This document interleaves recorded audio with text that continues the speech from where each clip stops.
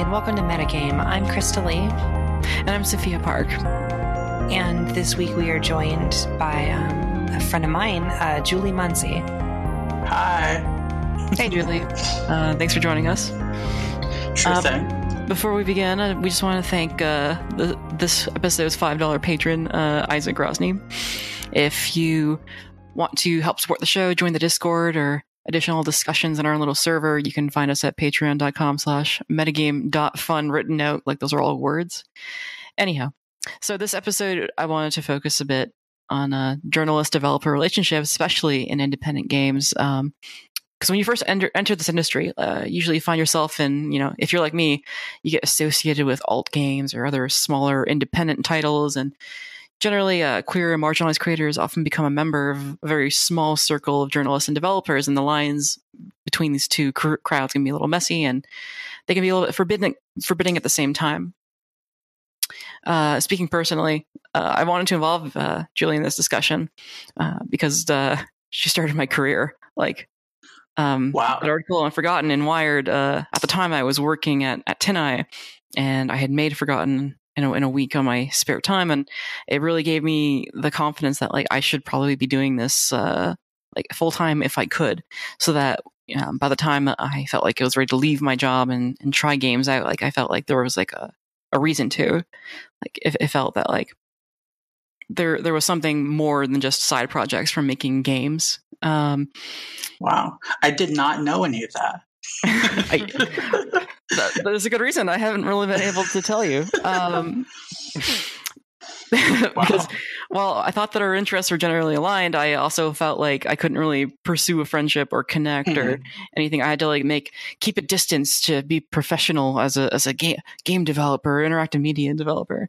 Because someone who could write about my work, someone who could, with one article, help me pay the rent or solidify my career or add to the CV, it seemed like it would forbid it. And so, for example, when localhost came out, the Kotaku article on localhost, we usually send out copies to people who have covered us in the past, but that one article was responsible for at least 1,000 copies of the game being sold. Wow. And so there's a lot of power in the referral and in the work that journalists end up doing inadvertently for your games. Yeah. Wow. That's I don't normally think about it, from that angle. So I'm a little at a loss for words right this second. But I think I interrupted your intro anyways. No, it's fine. No, you didn't. No, you're good. And it's good to just kind of jump right into things. I know, speaking personally, I, whether wisely or not, I've never really had that position as far as maintaining a distance from journalists and things. Not because and I guess probably more than anything, just because historically haven't tended to sequester off elements of my career and personal life in that kind of similar way. I tend to just kind of think of everything as one big messy pile. So a good number of my close friends are end up being journalists, and I'm a composer who works on games. And as I'm beginning to see more and more works come out, that is starting to become kind of present in my mind. I'm friends with some people at some publications, and I wonder if that might become an issue for coverage when my next album comes out or my next etc. And I don't know that I regret setting up things that way, because these are great friends, and I'd prefer to have that than not have friends.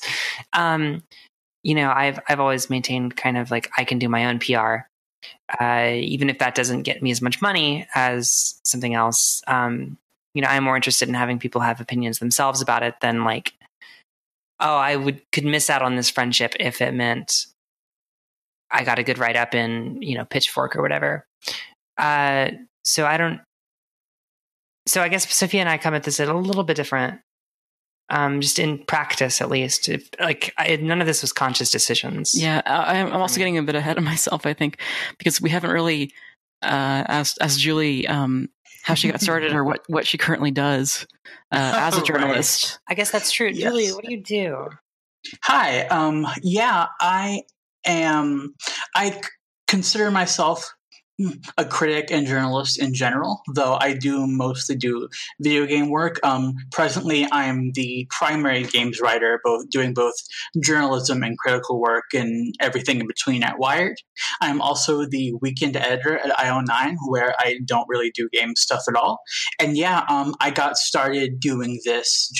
I've always been interested in games and I always wanted to be a writer, and it just aligned, and I pitched the AV Club while I had this awful day job editing really bad erotica, which is a whole different podcast. But I want to hear about that.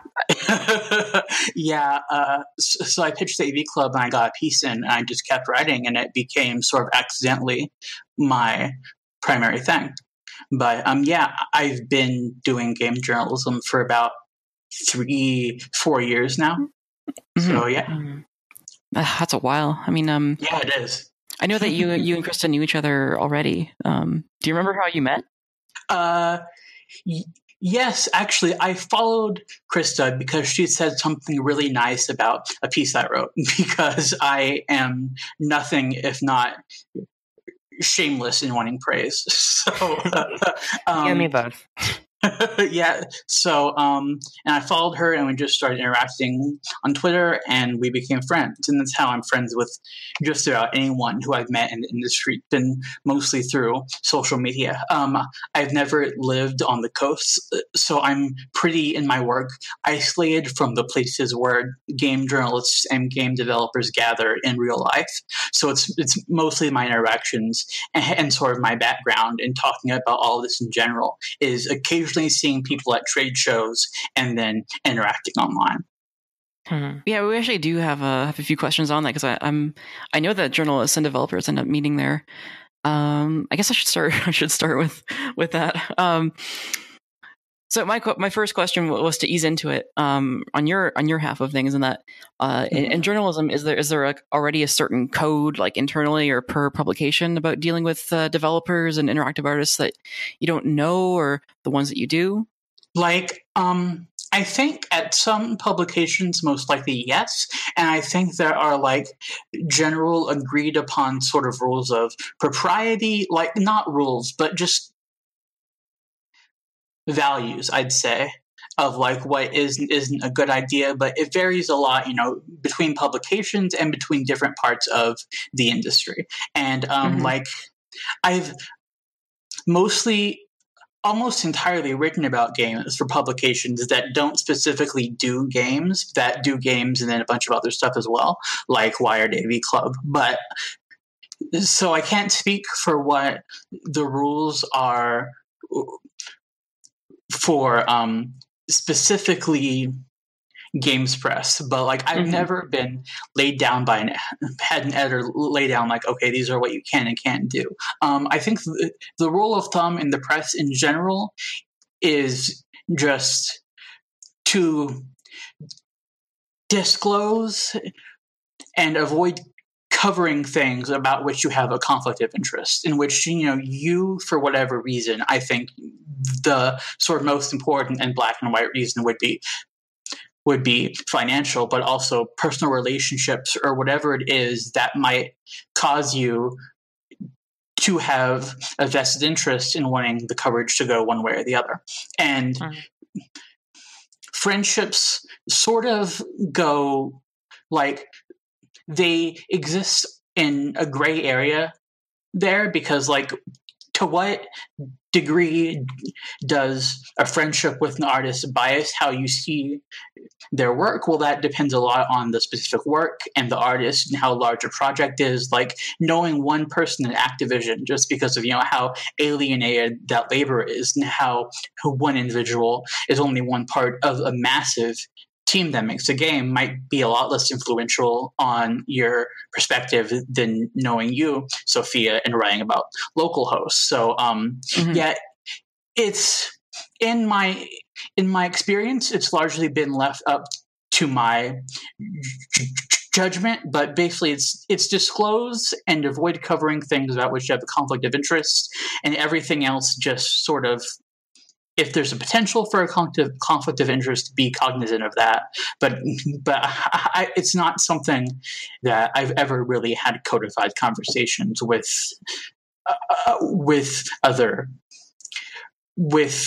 my bosses, or even necessarily with other writers with. Like, it varies a lot. Has it changed in the period in which you've started? I mean, yes, I think a lot of it, I wouldn't say it necessarily changed, but the way we talked about it changed after Gamergate, because that was one of the major accusations, right? That there were conflicts of interest that made journalists corrupt or whatever it was. And I think on the one hand, for a while anyways, it made gaming publications very wary of anything that might look like a conflict of interest. And so I think for a while, like, you saw editorial statements in the industry on disclosure and conflicts of interest change a lot and be a bit more open-ended because they were afraid of these idiots. And then on the independent side, I think it caused a lot of writers and people in gaming to be wary of calling people out for things that they might perceive as conflict of interest, or really discussing those sorts of questions openly for fear of feeding into a narrative that was harming them. And so, like, the distinction between critiquing a legitimate conflict of interest and being, like, pro Gamergate for a while didn't feel like it really existed, at least online. And I think only recently does it feel more like it's safe to discuss those sorts of things in public again. Yeah, it definitely feels like a lot of the post-Gamergate like anxieties have, I mean, it seems like there's bigger things to worry about lately, so that a lot of that, like, because I remember I got into games spaces around the time almost precisely that Gamergate started. Same. A little bit before, and it was really surreal to be basically entering something as it was on fire. I mean, it was awful because there were these people that I had investments in that I was, like, really attached to and wanted to not be, upset and hurt and, all that. But also, just from, like, an experiential perspective, it was really something surreal to be watching all these publications go, yeah, like, our writers know these people, and we're going to bend over backwards to make sure that is apparent in such a way that feels like it is almost distracting from the like, there were so many conversations on Twitter and in social media spaces and things about, like, yeah, I'm friends with these people and these people. And, like, I remember seeing people, like, straight up disclosing that, just, like, of their own volition or seemingly so. And then you did see, like, for a while, and you still continue to, bylines that are like, full disclosure, this person is associated with this person. I've always felt like your old haunt, the AV Club, they like super make a good effort to, like, disclose when they're covering Univision or any other entity that is related to that company, because Univision does own the AV Club. And I certainly for a time you saw that flavor of disclosure associated with Patreons and things like that. And then suddenly Patreons were, a no-go for journalists. And then, now it seems like that's opened up again. It's been a weird relationship that we've all kind of had with that in the last few years. Yeah. And I wonder how much of it is purely reactionary and how much of it is, like, warranted. I think a good amount of it is reactionary personally, but yeah. I remember at the time one of the accusations was that there was some kind of great email list, and I think that implies a level of coordination that, like, this sort of conversation is implying to be false, because it seems a lot more lax, not necessarily lax, but there's no formal policy if what's stated is, like, not necessarily universal but common. Yeah, like, I've been in this industry 3 years, and like I don't have any sense of there being even like a centralized place where like game journalists communicate with each other or like talk about developers or any of that. I'm a part of like a couple of Facebook groups for like game reviewers where we'll talk about like embargoes and stuff. But like half of the people I know in the press aren't a part of any of those things. And so there's not really any sort of channel by which mores or values or rules about this thing are disseminated except on a publication by publication basis. And most people I know who work in the industry are freelancers who work with a lot of publications or change who they work with on a very frequent basis. So a lot of it is up to the individual judgment of each editor and writer. And I also think, to respond a bit to what Krista said about Patreon stuff, I think that like the values that were already in place, like the old journalistic standard of a conflict of interest, those are being shifted and tested by the fact that all of us, creators, press, everyone involved in any creative industry, are having to figure out new ways to make a living. And those financial channels are a lot more messy and a lot more mixed together than they used to be. Those dividing lines between press and creator are a lot less rigid. And I think part of what's happening and what has happened in the past few years has been, I think, reactionary sentiment and then a reaction against reactionary sentiment.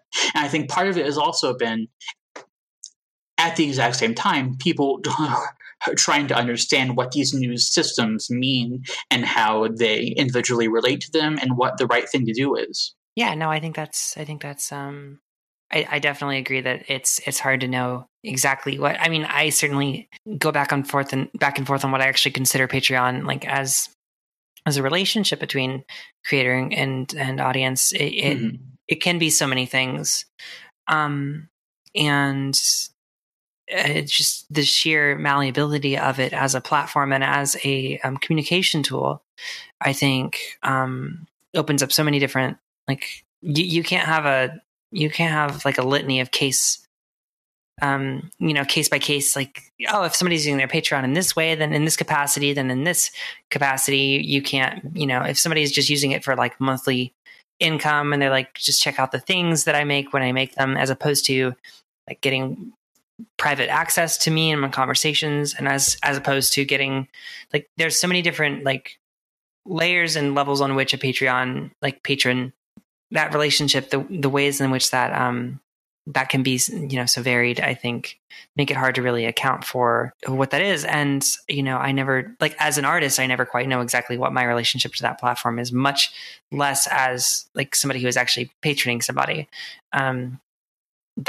That is something I've done very little of, partially for financial reasons and also partially because like, I never quite know exactly how much, like there's always some degree of, it feels sort of, I don't want to say invasive isn't the word.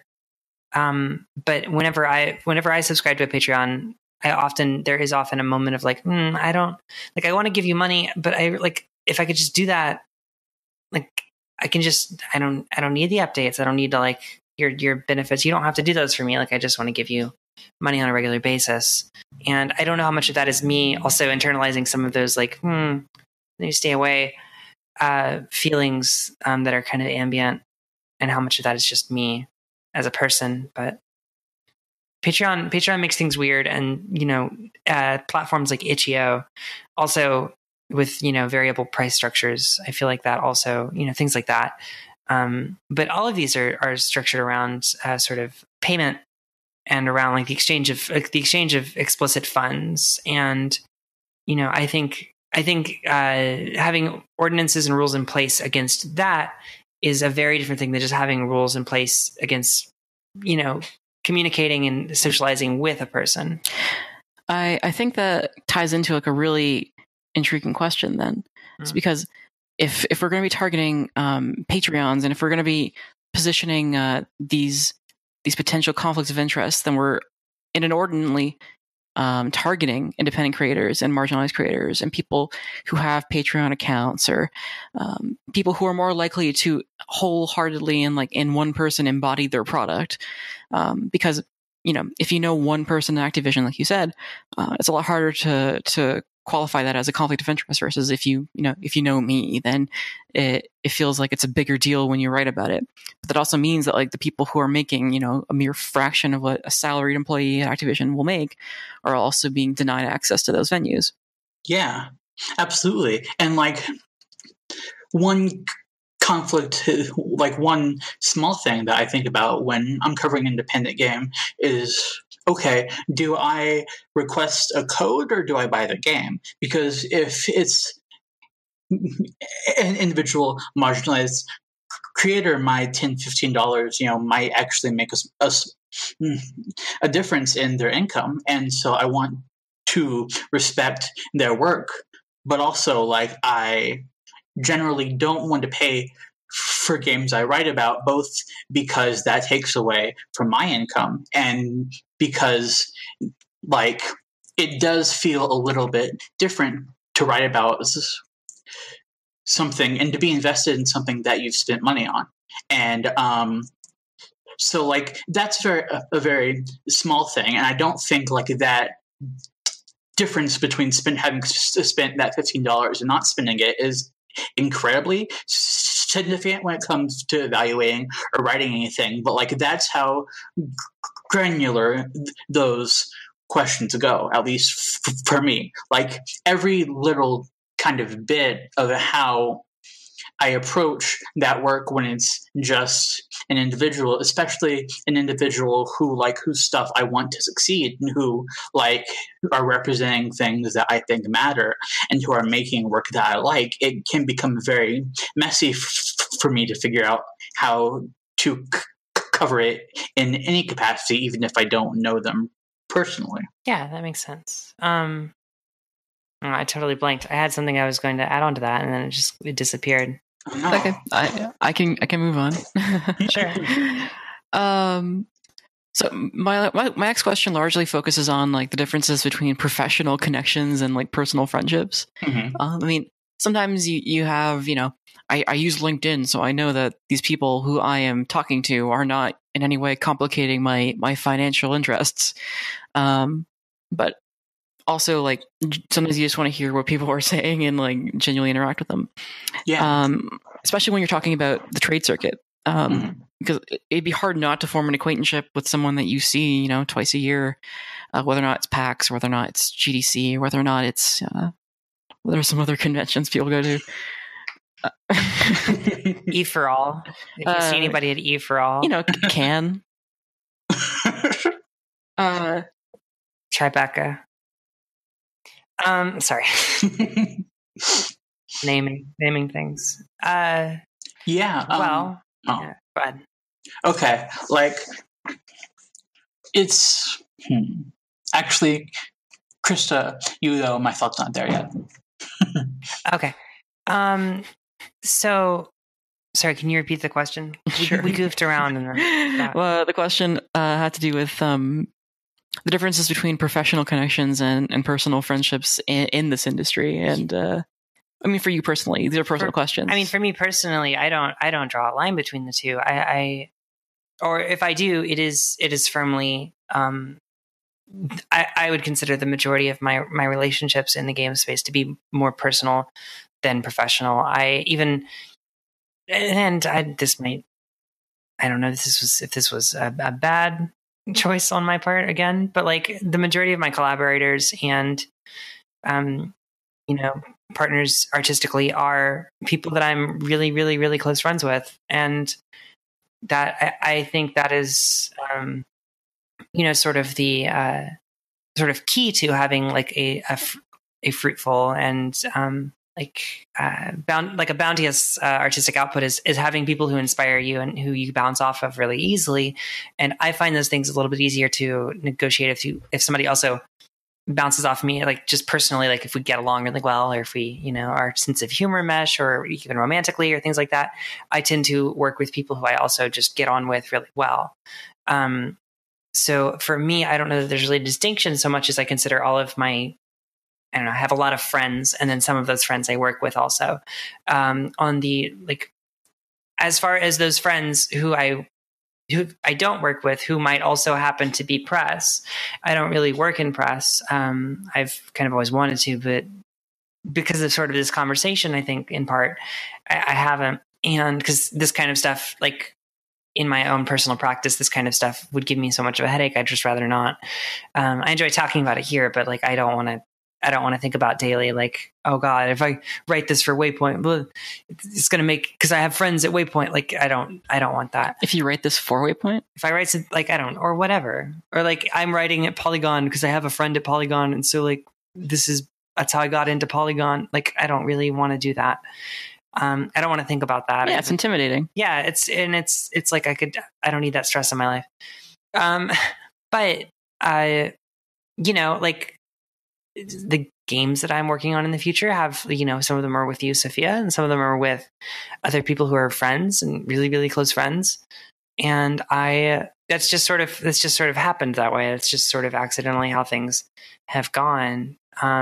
Which, yeah, again, I don't know if that's necessarily wise, but it's what happened. So yeah, it's a difficult line for me to navigate. I definitely do try to make that distinction, and it's sometimes hard to figure out precisely where I put the distinction. I think it's something that changes for me a lot. That's constantly in flux. I think a couple factors for me is that most of my interaction with other people in the press, with developers, with everyone in the industry, both personal and professional, occurs on the same platform. It's mostly on Twitter. And so just, I think, because I don't have that strong distinction, those lines can be fuzzy. Someone who I followed because I am interested in their work then becomes someone who maybe, I just see how they talk and interact with the world, and I tweet back and forth with them sometimes, and I begin, admiring them personally, and I want to be their friend. Or vice versa, someone who I'm friends with starts making things I think are interesting, and then I just think, okay, is this appropriate for me to cover this? What level of interest am I really allowed to have, knowing what I know about my job, my platform, and all those things? And also, I think one thing that's especially pertinent in covering independent creators and small marginalized creators is that they tend to exist in communities that are both personal and professional at the same time, like game dev collectives and groups like there are in Toronto and Austin and all those things. And like, as a member of the press, it behooves me to plug in a little bit to what those groups are doing and get to know those people, because it gives me access to the work that they're doing. I can keep up with it. I, have those people to talk to as professional resources. But then that also becomes very close to just being a part of a social group. And like, at what point do I need to step back and draw a line? And like, what happens when I can't draw that line? When someone I just unambiguously am their friend, or I do just really admire and appreciate them, do I then have to just stop covering their work entirely? Or do I disclose? Or how do I navigate that? And I don't really have a clear answer, but it's something that I'm anxious about a lot. And I think also one thing that is going on with me personally right now is like, I have been in games press for a while, and games press is a very small field, and like doing this for 3-4 years feels like a very long time to be doing it. And so at one point I'm feeling lately a little creatively antsy, like maybe I want to do other things, maybe even I want to write for a game or something. I think a lot of the reason why members of the press move in that direction, and often there's a porousness between developers and then journalists and back again, is because like we get a little bored sometimes, but we still stay interested in games, and we think, okay, how else can I be involved in this world? And if I want to be someone who starts being more creatively involved in making things, what does that say about what I do in the press? Do I have to stop doing it entirely? Because like a lot of the people who I admire and might want to work with might be people that I've covered in the past. And how does that line draw itself, and how do I conduct myself in a way that feels fair to everyone? And again, I don't have the answers, but I worry about that kind of thing a lot, actually. Mm-hmm. I think you're pointing to a really interesting nightmare, in that like we're constantly engaged in this parallel mirror, and that my day to day, because I work from home if I'm not working from my co-working space, is comprised of often just video game podcasts, whether or not it's Waypoint Radio or any of the Giant Bomb podcasts, or I follow a lot of them. I also watch a lot of them. I follow who knows how many YouTubers who talk about games. And like generally, if I'm not making something or playing something, I'm listening to something or talking about it. I'm always talking about games or interactive media of any kind. And so I could see myself, endlessly desiring to write about games. And when I was approached by Polygon to write something, I leapt at it because it felt like, yes, here's my chance, my valued perspective. Yes, I'm an expert. Yeah. But in a similar way, what interests me when working with people is often their own work. In that, like, I don't really want to be their friend so much as I want to work with them and like see what kind of collaborative work we can do together.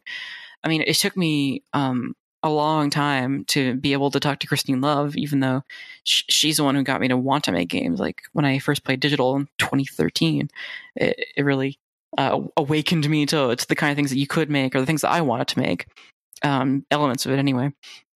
But I never really, because she lives in Toronto too, I couldn't really get myself to talk to her. I didn't really feel that connection to be friends in the same way that, I would with a journalist. Yeah, and I don't know how much of that. I mean, I think kind of similarly, at least starting out, a lot of my friends were also press. And I think a lot of that comes from like sort of, at least as you're moving into spaces, it's easier to be like, hey, you also talk about these things. You talk about them with a little bit more authority. You get paid to do it. And I'm just out here, sitting on my ass. But we both talk about these things. So let's talk about them. And you can strike up a friendship that way, which is a lot easier than like, hey, I don't make games yet, but like, do you want to be my friend? You make games. Like it's a different level of interaction. I mean, like I said, I started out and made friends in kind of mostly the press. And then, as it is now, a lot of my friends are developers, and, like Sophia and I have this similar overlap in like developer friends. And then I have overlap with other friends who, and it extends out kind of endlessly in either direction that way. And, but if I look outside of games, if I look over at like things I might be interested in doing in film or in theater or, in, visual arts, like out there, even in music, which is like, my chosen field. In the music press, I only know like a couple of people, mostly academics. I don't know anybody who actually just specifically focuses on music. And I wonder if that is eventually going to be constraining, not because having a friend who writes about music guarantees me being written about, but because not putting my feelers out into that direction, both into the press, like making press people aware of me, but also making, people who listen to those press people. Cause that's, sort of the other, if you're trying to game relationships, which is a terrible thing to do, then, you start to think about things that way. And I wonder, like, I wonder how one who's interested in being multidisciplinary, Julie, you brought up maybe wanting to jump outside of press. Yeah. And, a topic for a future metagame I'd like to do is kind of the line between critic and creator. where, how often and how liberally should that line be stepped over? I personally think the short answer is always. But like, I feel similarly, like, what if I want to go off and do film? Well, I know some people in film, but I don't think they really want to work with me. But so then I guess I'm just kind of off on my own, just doing my own thing, which like is kind of a disadvantage compared to how I just kind of naturally came up in games. I mean, for you, did you like just kind of walk up and say, "Hey, Games Press, here I am. Like, here's my pitch, take it," or was it kind of an acclamation process? It started because I just happened to see a random tweet, and I sent a pitch in response to the tweet, and it worked out. I got incredibly lucky. I fell backwards into it. But so far as becoming sort of a part of a professional community, it feels in a lot of ways like I'm still a bit on the outside of it. Like, I think part of it is that as a trans woman who has a lot of eclectic interests and a lot of interests outside of games, interests, as both a critic and potential creator of, if not, games, then at least some other creative work outside of just doing criticism or journalism, I feel a lot more personal kinship with like a trans woman making Twine games than I do with anyone who worked at Giant Bomb. Sure. That was just an example, by the way. I don't have anything against anybody. So yeah, I still I think becoming a part of the professional community of the press, if I am even a part of that, has mostly just been like networking when I can. And honestly, I feel really outside of a lot of it, and I feel like not included from a lot of things that I think that I could maybe offer a lot to, or that would be advantageous to be a part of. I think part of it is just I have an inferiority complex, but I think part of it is also that like I am a bit separate from that because like geographically, like I said, I just moved to North Carolina and I don't know a single other person in games who lives anywhere near where I live. And part of that was intentional because I think I want to be a part of communities and find creative people and artists who aren't at all involved in games, because I think, that's an interesting place to be as a person who wants to make things and as a person who wants to be a critic, to not be so stuck in your one field all the time. But I also think, not being at many trade shows and not being in New York or San Francisco means that I personally don't feel a lot of connection or continuity with my own industry. But I do feel some of that continuity with like cliques or groups of like trans creators or like other alt gaming people who, are across the spectrum of critic and creator and all of that all at once. And so, yeah, I don't know if that sufficiently answers your question or if I have a point, but it's weird. No, I know. Yeah. I know exactly what you mean. Yeah. And yeah, I think I similarly the Venn diagram of my myriad friend circles and, gender nonconformity or just queerness in general, or just marginalized folks. Like I definitely like a good 90% of my friend circle, is non, is not, I don't have very many cis white men, cis straight white men in my friend circle, if any. Like you just get like kind of a cornucopia of different perspectives and people that just kind of come in because we're all looking for, people who can, enlighten us and like, enrich our lives in, different ways that, widen our understanding. And I think that I've always, I guess my relationship to press, creator, whoever, collaborator, maybe whatever those people are, is that having this person in my life as a friend is far more interesting, important, and enriching than the potential gains like financial gains are so temporary, of having just, a professional relationship with somebody. And yeah, I think those cliques, those communities are so important and so worth investing in, personally.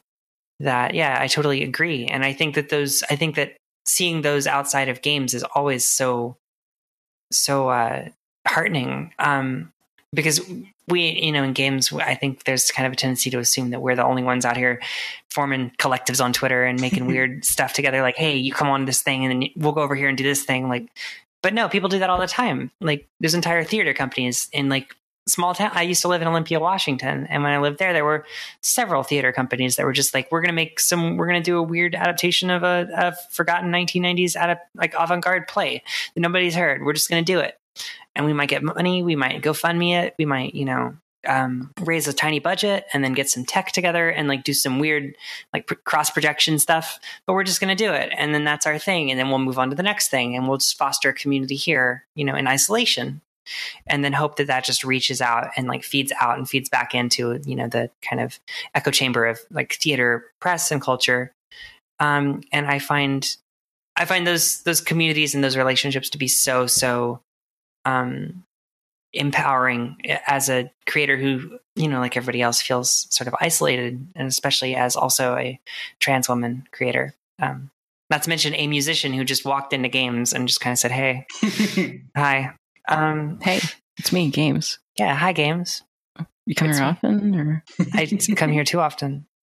I'm interested in that notion of geographic distribution.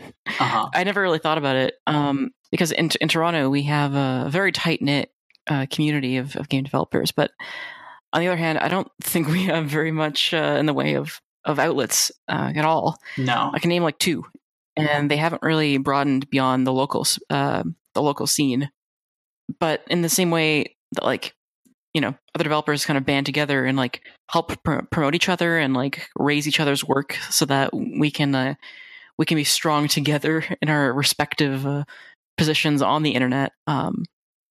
We're also more reliant on the internet as a tool for getting the word out because the press isn't really here. Yeah, absolutely. I've never, like I said, been in a place where there's really a geographic concentration of people who do what I do and who are interested in what I'm interested in when it comes to games. I did live in Austin for a couple of years, but and there is a really strong dev community in Austin, but that was at the time when I was both going through a lot of personal stuff and just getting started in games, so I never really got plugged into that before I moved. I met a lot of those people and started to befriend them and then moved a couple months later. And so, yeah, it's my experience of being in the video game world has always been geographically displaced in that way. And Krista, we met once in passing at GDC, and Sophia, you and I had never met in person. And wait, what?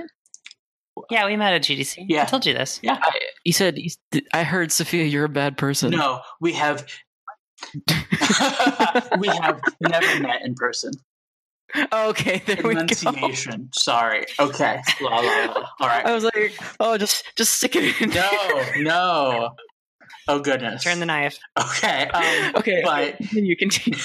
Yeah, I've not met most of the people who I interact with in my job in person at all. And so I think there's a weird alienation with that. But also, I feel like I don't entirely know how to say what the rest of my thought is, so I'm going to stop there for now. Okay. Yeah, I don't really have anything to add on. That's fine. I think that we can start wrapping up, huh? Yeah, thanks for joining us, Julie. Yeah. Krista, want to take us out of here? Sure. Metagame is brought to you by the Parents Council for the Arts in Saskatchewan. No, it's not. So you can find us on social media where you can maybe be friends with us if you're lucky. If you know the secret code, then you could be my friend. So you can find me on Twitter at ohpoorpup, OHPOORPUP, like a sad dog. I'm not a sad dog, but you can find me on Twitter at Sophia Park, at Sophia with a PH and a PARK with an underscore. If you just type it in, you will not find me. You'll find a stranger who doesn't make games. And Julie, where can we find you online? I am at Twitter at Julie Muncy 23 because at Julie Muncy was taken by someone I never met. So, yeah. Mm-hmm. An imposter. Yeah. And if you enjoy the show and you want to support it, you can become our patron and cross that ethical threshold, if you like, by going to patreon.com/metagame.fun, DOTFUN. You can also find us on the web at metagame.fun. Mm-hmm. But that time you actually do it. You have to actually dot it. And we're forgetting one more. Oh. What else? How else are we cyber? Oh, Twitter, metagame.fun, all written out that time. There's also a Twitch, but there is also, oh God. We're streaming now. We stream occasionally. We're just crossing a million thresholds here. We're like an ethical minefield. That's me. One more thing I have to add before we close out is that if you have any questions for the show that you want us to answer at the end, or if you want to say hi or give us feedback or anything, if you want to make me say something weird and bad, we'll do it. I'll do it. I love money. Rub it all over me. Just do it. Then rub it at letters@metagame.fun. That is letters at metagame.fun. Just think of us when you rub it. Yeah, think of me when you rub it. Okay, thanks. That's all for us. We'll see you next time.